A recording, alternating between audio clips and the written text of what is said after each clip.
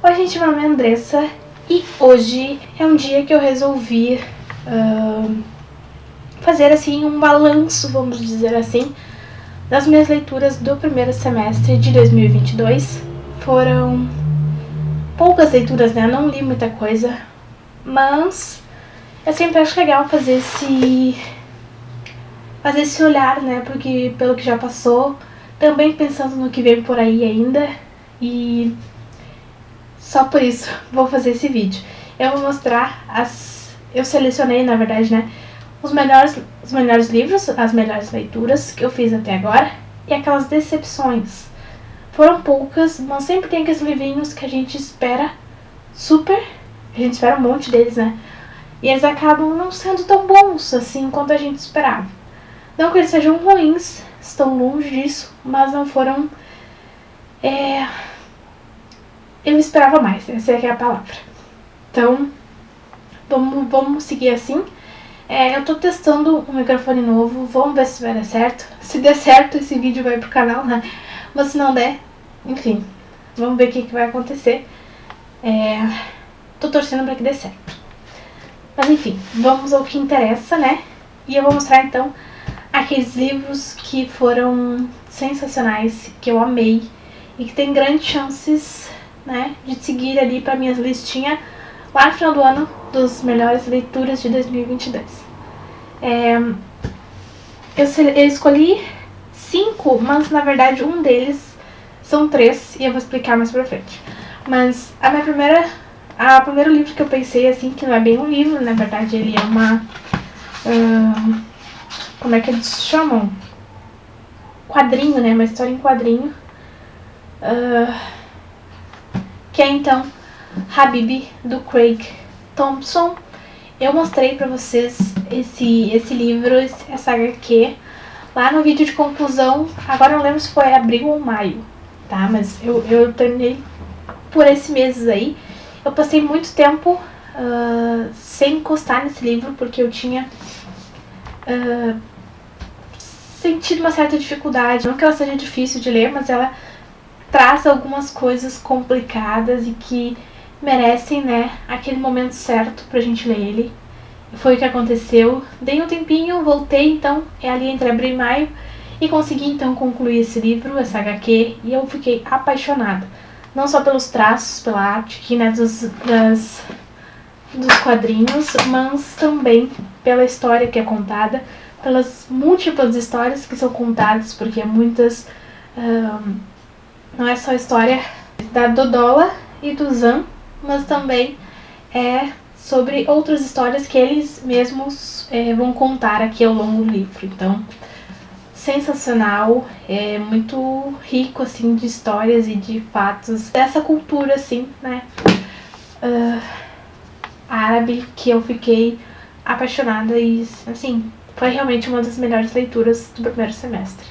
Depois, não tá em ordem, né, mas eu tô falando depois, eu também li Cidade da Lua Crescente, da Sarah J. Maas, que foi uma das minhas melhores leituras, principalmente porque me surpreendeu. Eu não tava esperando que isso aqui fosse algo bom. Eu tava, assim... A minha última leitura dela foi Coroa da Meia-Noite, o segundo livro de Trono de Vidro, que eu remei pra chegar até a parte que a história ficava boa e eu gostasse, né? Não foi uma leitura ruim, mas foi uma leitura maçante a maior parte do tempo. Então, como esse livro aqui é muito maior, né, e é o primeiro livro da série, eu pensei, bom, as chances de eu não gostar é enorme, mas vou me arriscar mesmo assim. E me surpreendi demais e amei essa história. Como eu disse, é o primeiro livro da série, né, que é Cidade da Lua Crescente. Na verdade, o nome desse livro é Casa de Terra e Sangue. Isso dá um nozinho na cabeça, mas o livro em si, esse aqui, né, é o Casa de Terra e Sangue, da série Cidade da Lua Crescente. Como eu disse, então, é o primeiro livro dessa série e ela é muito recheada de seres, assim, sobrenaturais, de vampiros, de lobisomens, da nossa protagonista aqui, que ela é uma mestiça e semiférica, que é a Bryce, é a protagonista da história. A gente tem o nosso anjo aqui, que é o Hunt Atalar, e enfim, é um mundo recheado aqui de seres, assim, místicos, com um foco maior aqui nos anjos. E eu amei demais, realmente. Tem uma cena aqui que depois que eu passou um tempinho, eu fiquei pensando, eu fiquei assim, nossa, que vergonha dessa cena, sabe? Me deu muita vergonha de ler. Mas o resto do livro como um todo é muito, muito, muito bom, muito rico de informações. A gente entende tudo que tá acontecendo aqui, né? A gente vai sendo colocado a par de como as coisas funcionam na cidade.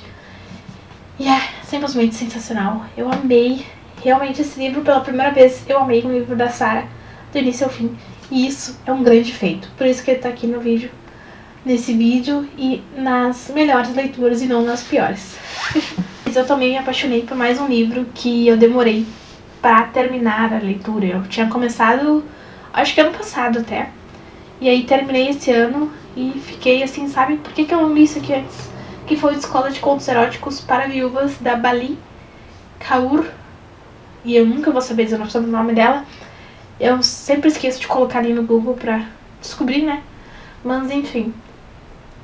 Escola de Contos Eróticos para Viúvas é um livro sensacional, que é um dos meus favoritos e provavelmente vai estar nos favoritos lá no final do ano, porque eu fiquei simplesmente viciada nessa história, na Nick, nas outras mulheres viúvas que fazem parte dessa história, das histórias que elas contaram também, assim como uma outra história que corre ali por fora, além desse foco principal ali, que é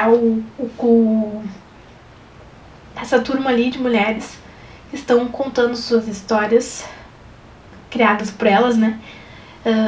Tem um certo suspense aqui também, que a gente vai querer descobrir o que aconteceu com uma certa personagem em específico. Então é um livro sensacional que prende a gente do início ao fim. Eu demorei talvez pelo medo de algo ruim acontecer. Eu tinha certeza que alguma coisa ruim ia acontecer. Não aconteceu, mas não foi o que eu esperava realmente, então deu uma acalmada no meu coração. E foi, assim, sensacional. É um livro de certa forma pequeno, mas que conta histórias gigantes, assim, com muita profundidade, muitos detalhes, e que é simplesmente apaixonante. Eu realmente amei esse livro e eu vou recomendar daqui em diante pra todo mundo, porque ele é realmente maravilhoso. Outra leitura, e eu vou deixar aquele especial pra depois, foi O Segredo da Duquesa, da Courtney Milan, que é o primeiro livro dos Excêntricos. Foi um livro favoritado, 5 estrelas, favorito, maravilhoso. E um dos melhores romances de época que eu já li na vida, porque é um romance que traz elementos que eu não tinha visto ainda em outros romances de época. Então foi realmente surpreendente. Há muito tempo eu não me surpreendia com romance de época. Tem muitas coisas sobre o protagonista, principalmente da história, que ele é bem diferente, vamos dizer assim. Não posso falar porque senão estraga, né, a história, mas que é simplesmente apaixonante. A protagonista também, Minnie, que ela joga xadrez, assim, e eu achei sensacional. E ela tem uns traumas aqui que também são falados, que eu achei muito legal, assim. E os personagens são, apesar do amor, da paixão que surge aqui, eles são muito racionais, principalmente ela. Ela tem noção do que pode ou não acontecer, ela tem noção de quem ela é e das consequências que casar com ela, por exemplo, né, poderia trazer, mas também, enfim, é incrível. Tem questão de direitos dos trabalhadores aqui. A gente tem um duque que tem noção dos seus privilégios e não concorda com eles. Então, assim, sensacional, um romance de época maravilhoso, super diferente. Então você aí que acha que já leu muitos romances de época que é tudo igual, não é. Tem muitas autoras fantásticas por aí que contam histórias, romances de época muito diferentes do que, né, a gente já leu. Não é como Julia Quinn, não é Lisa Kleypas, ela é a Courtney e ela é muito, assim, incrível. Quando você lê, você vai saber que é a Courtney. Então, assim, maravilhoso, incrível. Agora, para finalizar as melhores leituras do primeiro semestre, Eu li... vamos explicar primeiro, né? Eu li 3 livros que são continuações de uma série que comecei a ler faz um tempinho, faz uns aninhos atrás. Eu li, se eu não estiver enganada, isso em janeiro, aí depois mais pra frente eu li em janeiro eu li o 3º, mais pra frente eu li o 4º e depois, agora, junho, se eu não me engano, eu li então o 5º livro da série, que é do Cormoran Strike. Tem vídeo aqui no canal, inclusive, pra falar sobre esses 3 livros, que é o Vocação do Mal, Branco Letal e Sangue Revolto, maravilhosos. E eu disse que eu ia falar mas que na verdade é 3, porque eu ainda não decidi qual é o melhor livro dessa série. Pra mim é um desses 3 até agora, que aquela vez que eu li eu dizia, meu Deus, esse livro é maravilhoso e esse é o melhor de todos. A cada um eu dizia isso, né? Mas e agora, pensando assim, né, todos têm muitas coisas que eu achei incríveis e que eu gostei mais de certas coisas num e outro, assim, sabe? E aí, apesar de amar os 3 com o coração partido, eu escolhi um só pra mostrar pra vocês, mas considerem aqui todos os 3 livros, porque todos foram incríveis e são ótimas continuações. Escolhi este porque é o que eu tava mais ansiosa pra ler. Depois de Vocação do Mal, que ele tem um final super aberto, eu fiquei, meu Deus, eu preciso ler o 4º livro, que é o Branco Letal. E aí eu li Branco Letal logo em seguida e foi assim, foi o que eu esperava e um pouco mais, vamos dizer assim, né? Por isso que eu acabei escolhendo esse, porque foi uma continuação que eu tava esperando e que cumpriu com aquilo que eu tava esperando. Então, assim, sensacional, porque o caso aqui ele é incrível. As questões pessoais aqui também são interessantes de acompanhar, principalmente da Robin, que ela vai se casar e vai estar em uma relação muito complicada, que não deveria nem ter seguido em frente, mas ela foi lá e insistiu. Então temos aqui problemas pessoais deles, problemas profissionais e o caso aqui para eles resolverem. E foi, assim, incrível. Esse livro é enorme e eu li isso aqui muito rápido mesmo, assim, sério mesmo. E enfim, incrível, super recomendo que vocês leiam esta série, tá certo? Como eu disse, esse aqui é o 4º livro, tá aí pra sair o 6º esse ano, eu acho, que eu também vou ler. E enfim, são muito bons e eu recomendo todos pra vocês lerem, porque são incríveis. Um caso mais estranho e nojento do que o outro, mas recomendo, que é realmente incrível, tá? E essas então foram as melhores leituras do primeiro semestre. E eu vou só falar rapidinho das 3 leituras que foram decepções até agora. Tiveram 3 livros, 2 deles eu terminei, um deles eu abandonei, que eu não... foi realmente muitas decepções. Um deles foi A Livraria dos Achados e Perdidos, da Susan Wiggs. Como eu disse, o livro não é ruim, mas por aquilo que eu esperava, né, eu já tinha ouvido falar sobre esse livro, ouvido falar muito bem sobre ele, e aí quando eu li, eu fiquei, meu Deus, tá, é só isso? Sabe aquela coisa de, e aí, vai acontecer alguma coisa, não vai acontecer nada nessa história? E realmente é uma história mais, que eu percebi que anda acontecendo com uma certa frequência, que é histórias, livros que contam a história de uma personagem que vai, como posso dizer, ter a sua jornada, vamos dizer assim, de superar traumas, de se encontrar, né, se compreender, entender quem ela é e aquilo que ela quer para a vida dela, e tudo que vier a partir disso é consequência. Então, esse livro eu encaro dessa forma, e isso acabou sendo um pouco maçante em muitas vezes essa história e acabou me atrapalhando. Como eu disse, não foi uma leitura ruim, até não, acho que eu dei uma nota mais alta até, né, para esse livro no Scooby, mas eu esperava mais, porque realmente, né, não é porque foca na protagonista que a história precisa ser chata, né? A história pode ser interessante, pode ser cativante, mas a personagem realmente não trouxe isso pra mim. Além do fato de que tem uma coisa aqui que acontece o tempo todo, que eles estão com dificuldades financeiras, coisas acontecem que podem solucionar este problema, E eles dizem não, temos que ficar com isso porque não é nosso. Mesmo que esteja dentro desse porão aí há sei lá quantos séculos. Então, né? Foi chato pra caramba esses detalhes e eu não gostei tanto assim. Então, decepção, mas como eu disse, o livro não é ruim. Realmente, eu esperava mais essa história e não foi aquilo tudo que eu pensei que seria. Outra decepçãozinha foi os 100 Julgamentos, da Maggie Cabot. Mais um caso de que o livro não é ruim, mas poderia ser melhor.